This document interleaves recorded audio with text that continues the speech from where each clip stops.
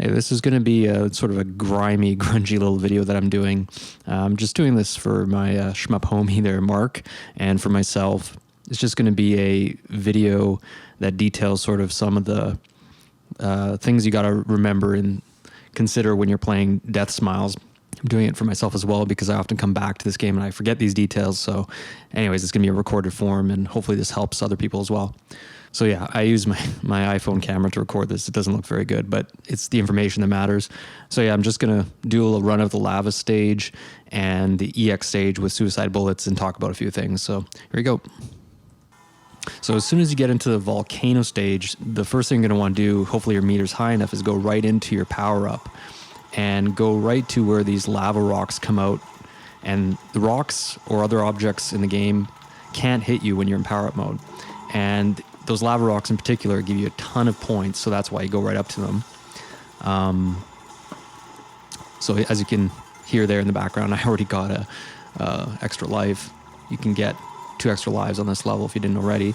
So this is the recharge trick, and I'm going to pause it here and talk about it a little bit and break it down a little bit. This was what Mark really was curious about.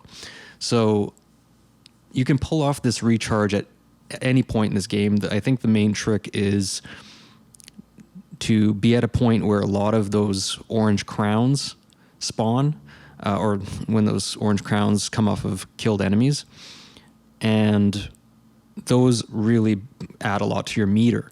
But since you're in power up, when you often get those crowns, that won't add to your meter. You have to wait till you're out of power up. So the trick in this game is either to time it so that your meter is all the way down just when all those crowns spawn. There's another level, I think it's the graveyard, right where there's that house, and if you time it correctly, you can if you kill at the house, or if you blow up the house when the meter's around 50 or 30 about to expire, you'll pretty much get an instant recharge right after. And the bomb in this case is used to basically deplete the meter as fast as possible so you can scoop up those crowns.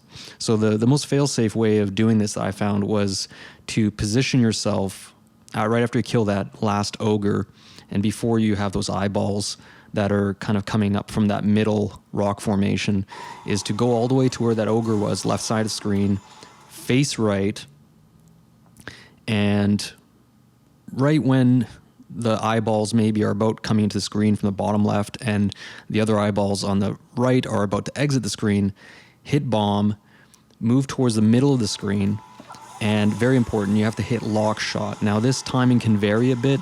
In this case, you probably have a pretty generous window, but I think you try to time it for around when the meter hits about 200.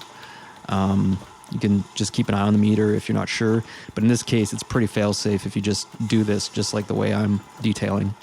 And then what happens is you scoop up all of those orange crowns, you get right away, you get a full meter, which then you can wait a little bit, but I think it's best to just go right into it. And I'm playing kind of crappy here. Kind of wasn't thinking about my usual route. But anyways, again, you can't get killed by objects. So I guess, that includes, I don't know if it's every enemy body in this game. Maybe bosses still can kill you in power up. I don't know. But just bullets. So this part is just, you basically position your option below you. I'm not really great at this part. Never got very good at it. And you kill them, those little enemies, with your option basically, but usually end up in trouble. I usually have to end up using a bomb anyways. This kind of demonstrates another thing in the game, so I'll pause it here too. In a lot of games when you're doing your focus shot or you're holding the shot down, usually that's like a laser in most games, it's a lot more powerful than your rapid shot or tap shot. In this game, it's not really a big difference. You're going to want to constantly alternate between your focus shot and your tap shot and try to kill enemies with the option as much as possible and up close. And this will be, I'll detail this more and you'll see why in the next stage with the suicide bullets, because you're going to want to eat those up as fast as possible.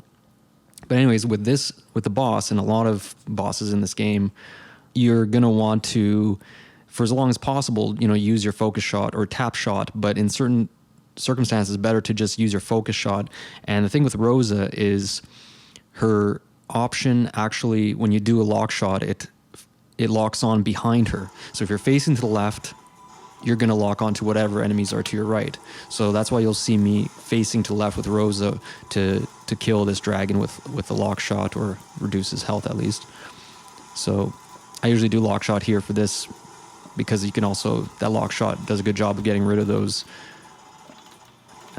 rocks that are coming from the ceiling. And then I switch over to tap shot and focus shot for this part, just to get down his health as quick as possible, because it is more powerful than lock shot. Lock shot is basically for slowdown and for those moments in the game like this one where it's just iffy with all the stuff going around. Although slowdown isn't going to be quite as prominent in the X360 version as it is in the arcade version. Alright, so I'm going to do a little bit of this EX stage. Actually, recording cut off, but it doesn't matter. The main thing I want to mention with this is the whole point of how to manage the suicide bullets. So the main thing to realize is you got to have your option at the opposite angle of where the bullets are going to spawn from, or where the enemy is placed. You just get a feel for where the bullets are going to start spawning. And the other thing is to try to speed kill enemies as quick as possible. So you got to just, sometimes you got to go right to where the enemies are and maybe go through some suicide bullets, because positioning is more important than anything, or else you're just going to get overwhelmed. So I went around this part. I saved the power up for this part. And see, I'm positioning the option to take care of those suicide bullets. You can kind of hear there, I'm basically alternating between focus and tapping to nudge it just a little bit. See, the angle right here especially is kind of tricky.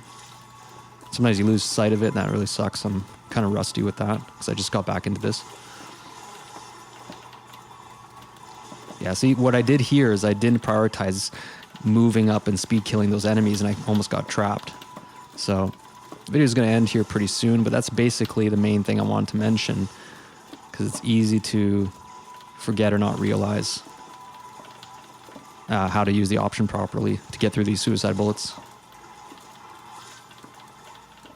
So those are the main things I want to bring up. There's a few other tips, I guess. Definitely some scoring stuff. I'm going to probably try to do a run, but as you can see here, it kind of sucks. I can't do a proper capture off my 360. So if I do a proper run, I'm not even sure if I'm going to be able to film it right. But if I do that, then I'll probably do a commentary video. So hopefully this was useful for you, and thanks for watching.